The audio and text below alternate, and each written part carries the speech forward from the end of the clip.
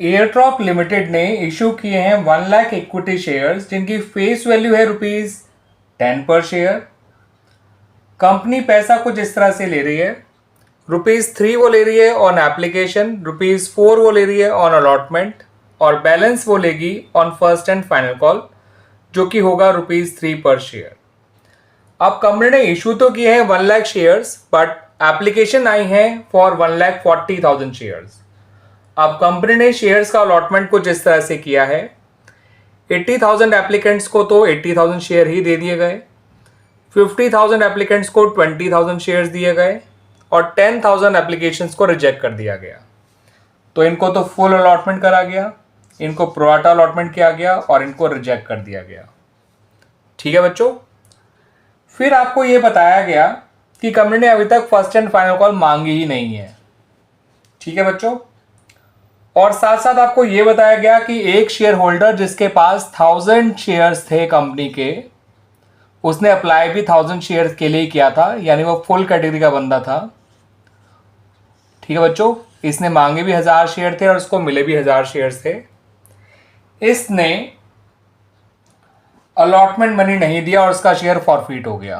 तो इसने एप्लीकेशन दे दिया, इसने अलॉटमेंट नहीं दिया और उसकी वजह से इसका शेयर बाद में फॉरफिट कर लिया गया। आपसे कहा गया है बच्चों कि नेसेसरी जर्नल एंट्रीज पास करिए, जितनी इंफॉर्मेशन आपको दे रखी है उससे रिलेटेड। तो बच्चों उस एंट्रीज को पास करने से पहले आपको थोड़ी सी वर्किंग करनी पड़ेगी क्योंकि question over subscription and pro rata allotment से रिलेटेड है। तो स्पेशली इस कैटेगरी का जो पैसा है वो कैसे यूटिलाइज किया जाएगा, क्योंकि देखिए इन लोगों ने मांगे कितने शेयर थे 50,000, इन्हें मिले कितने, केवल 20,000। तो अब इन लोगों ने तो काफ़ी सारा पैसा एप्लीकेशन पे दिया है, तो उनका जो पैसा दिया गया है ऑन एप्लीकेशन उसको कैसे कैसे यूटिलाइज किया गया है ये जानना ज़रूरी है। क्योंकि जो प्रोराटा कैटेगरी होती है उनका एक्स्ट्रा एप्लीकेशन मनी हम अलॉटमेंट में एडजस्ट कर सकते हैं, लेकिन अगर फिर भी पैसा बच जाए अलॉटमेंट में एडजस्ट करने के बाद भी, तो इट्स बेटर कि उस पैसे को रिफंड कर दिया जाए in the absence of any information. जैसे कि क्वेश्चन में यहाँ पे बता नहीं रखा है कि उस एक्स्ट्रा पैसे का क्या करना है, तो बिना इन्फॉर्मेशन के हम अलॉटमेंट तक तो उस पैसे को एडजस्ट कर सकते हैं लेकिन आगे कॉल में नहीं ले जा सकते, हमें रिफंड ही करना पड़ेगा। और उसकी नौबत यहाँ पर आ रही है बच्चों, अभी देख लीजिए आप। ठीक है, आइए मैं इसको आपकी वर्किंग से समझा देता हूँ। और साथ साथ एक चीज़ और समझ लीजिए कि जिन लोगों के एप्लीकेशन रिजेक्ट करी है उनका तो पैसा आपको रिफंड करना ही करना है, क्योंकि जिनको आपने एक भी शेयर नहीं दिया तो उनका जो भी एप्लीकेशन मनी आपने ले रखा है वो आपको रिफंड करना ही करना है। ठीक है बच्चों, तो इन 50,000 एप्लीकेंट्स जो कि प्रोराटा कैटेगरी के थे, इन लोगों ने कंपनी को ₹3 के हिसाब से ₹1,50,000 पे किया होगा, है ना बच्चों। मगर इनको शेयर दिए गए केवल 20,000, जिसके हिसाब से केवल ₹60,000 ही एप्लीकेशन मनी की ज़रूरत थी इन लोगों से, मगर इन लोगों ने दे दिया कितना पैसा, 1,50,000। तो इनका ₹90,000 अब भी बचा हुआ है। अब इन लोगों को आगे जाके जो अलॉटमेंट देनी है वो देनी है ₹4 पर शेयर के हिसाब से और 20,000 शेयर्स पे ही देनी होगी, क्योंकि 50,000 शेयर्स उन्होंने मांगे जरूर थे लेकिन मिले तो 20,000 शेयर्स ही थे, है ना बच्चों। तो देखिए बच्चों, यहाँ पर इनका एक्स्ट्रा एप्लीकेशन मनी है 90,000 और इनको अलॉटमेंट में आगे जाके देने हैं केवल और केवल 80,000। तो ऐसे में इनका जो ₹10,000 है वो कंपनी को रिफंड करना ही होगा। ठीक है, इस पैसे को कंपनी कॉल में नहीं डाल सकती है। अब अलॉटमेंट में जो इनका पैसा जाएगा वो केवल और केवल 80,000 जाएगा। ठीक है बच्चों, तो इस अमाउंट का आपको ध्यान रखना था और ये जो 10,000 है इनका वो रिफंड किया जाएगा, यानी कि हम बैंक में लौटा देंगे तो हमारा बैंक क्रेडिट हो जाएगा। ठीक है, जब ये पैसा रिफंड करेंगे तो। और अलॉटमेंट में इनका कितना पैसा जाएगा, 80,000।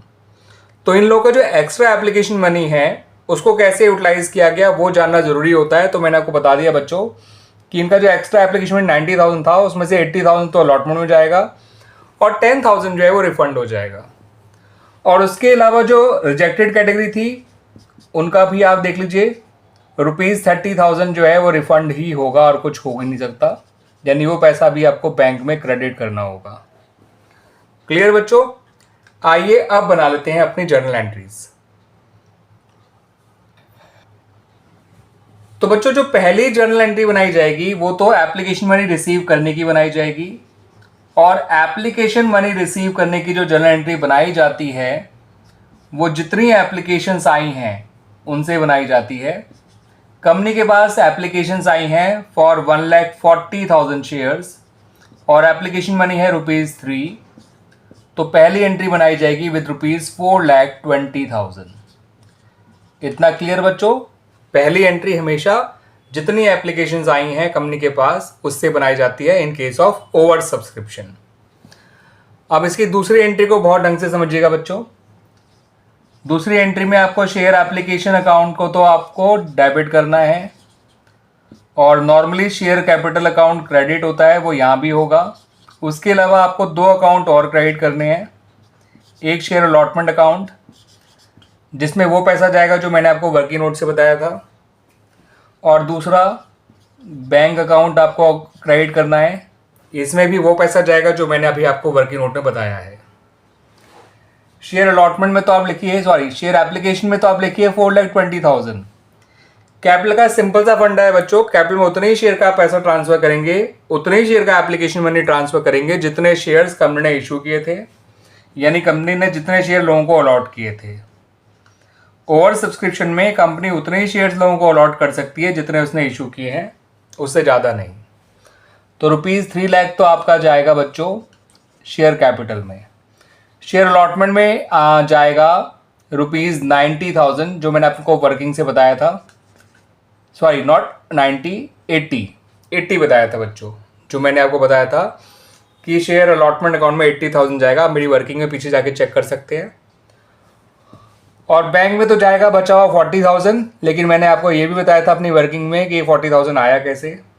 10,000 तो प्रोआटा वालों का जो अलॉटमेंट के बाद पैसा बच गया था, एडजस्ट करने के बाद, अलॉटमेंट एडजस्ट करने के बाद भी जो पैसा बच गया था 10,000 प्रोआटा वालों का है, और 30,000 उन रिजेक्टेड कैटेगरी वालों का है जिन्हें कोई शेयर नहीं दिया गया, तो उनका पैसा भी आपको रिफंड ही करना था, है ना बच्चों?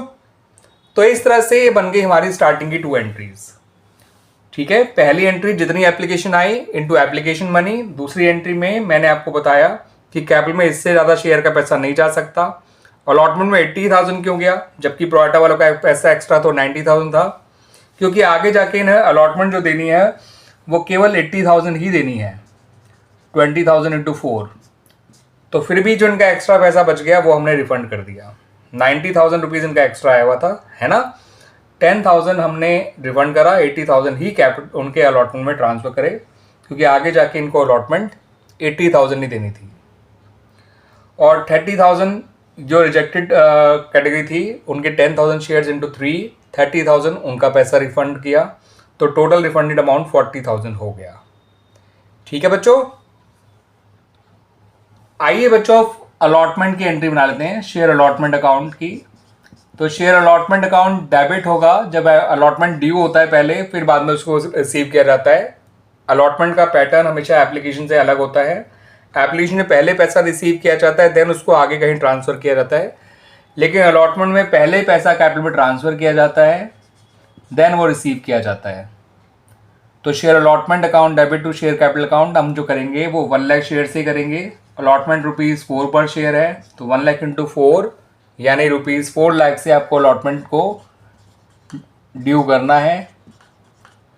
बट आपको रिसीव ₹4 लाख नहीं होगा, बिकॉज 80,000 तो पहले ही आ चुका है फ्रॉम एप्लीकेशन टू अलॉटमेंट, है ना, एक्सेस एप्लीकेशन मनी और प्रोआटा कैटेगरी। और 1,000 शेयर्स जिसके पास थे, जिस शेयर होल्डर के पास, उसने भी कंपनी को अलॉटमेंट का पैसा नहीं दिया, तो 4,000 रुपये वैसे हो जाएंगे और कम, है ना, बिकॉज उस आदमी के पास 1,000 शेयर्स थे, 4 रुपये की अलॉटमेंट है, तो 4,000 तो उसका पैसा नहीं मिलेगा। 80,000 पहले से जो आया हुआ था वो अब नहीं मिलेगा, तो उस 80,000 को तो यहाँ माइनस करिएगा बच्चों शेयर अलॉटमेंट में, क्योंकि शेयर अलॉटमेंट आप 80,000 पहले से ही क्रेडिट कर चुके हैं। तो 4 लाख से आपने अलॉटमेंट डेबिट किया, 80,000 से पहले डेबिट हो चुका, क्रेडिट हो चुका है, तो बचे हुए 3,20,000 से आपको शेयर अलॉटमेंट क्रेडिट करना है।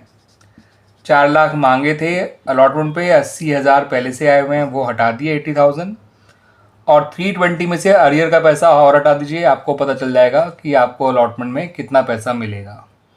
तो अमाउंट रिसीव्ड ऑन अलॉटमेंट है आपका ₹4,16,000।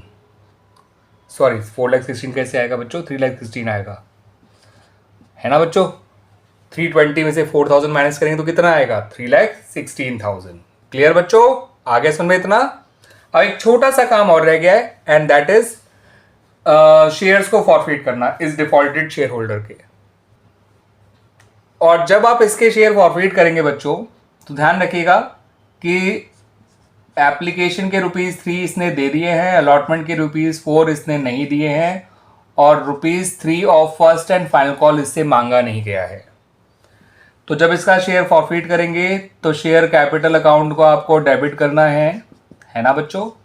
शेयर कैपिटल अकाउंट को तो आप डेबिट कर दीजिएगा, और हमने क्योंकि कॉल सेंटर अकाउंट ओपन करा था तो जो पैसा इसने नहीं दिया उससे कॉल सेंटर अकाउंट को क्रेडिट कर दीजिएगा। ऐसा करने से शेयर कैपिटल अकाउंट क्लोज हो जाएगा, ऐसा करने से कॉल सेंटर अकाउंट क्लोज हो जाएगा। शेयर कैपिटल अकाउंट वैसे क्रेडिट होता है जब शेयर फॉरफिट होते हैं तो वो क्लोज हो गया, इसलिए वो डेबिट हो गया। कॉल सेंटर अकाउंट हमने डेबिट किया था, लेकिन जब इसे क्लोज कर रहे हैं तो ये क्रेडिट हो गया, और एक नया अकाउंट ओपन करना है जिसका नाम है फॉरफिटेड शेयर अकाउंट। इस फॉरफिट शेयर अकाउंट में कौन सा पैसा आएगा वो मैं आपको बताता हूँ बच्चों। अभी शेयर कैपिटल में आपको अमाउंट लिखना होता है जितना पैसा कंपनी ने मांगा है at the time of forfeiture on these shares. तो कंपनी ने पैसा मांगा इन शेयर्स पे ₹7, 3 एप्लीकेशन के 4 अलॉटमेंट के। 1000 शेयर हैं तो 1000 × 7 7,000 हो जाएगा।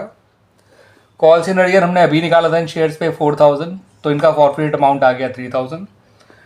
नहीं तो सिंपली समझ जाइए बच्चों कि जितना पैसा मांगा वो शेयर कैपिटल में, जितना नहीं दिया वो कॉल इन अरियर में, जितना दे दिया वो शेयर फॉरफीचर में या फॉरफिट शेयर अकाउंट में। इतनी ही एंट्रीज हमसे इस क्वेश्चन में मांगी गई थी अप टू फॉरफीचर, क्योंकि क्वेश्चन में साफ साफ कह रखा है कि यहाँ पर फर्स्ट एंड फाइनल कॉल मांगी ही नहीं गई है बाय द कंपनी। तो इतनी ही एंट्रीज बनेंगी बच्चों, और मैं उम्मीद करता हूँ कि आपको ये एंट्रीज अच्छी तरह समझ में आ गई होंगी। स्पेशली मेरा वो वर्किंग नोट जो बहुत ज़रूरी है बच्चों ये जानना कि जो प्रोराटा कैटेगरी थी उनका एक्स्ट्रा एप्लीकेशन मनी जो कि ₹90,000 था, उसमें से केवल और केवल 80,000 ही आप अलॉटमेंट में ट्रांसफ़र कर सकते थे।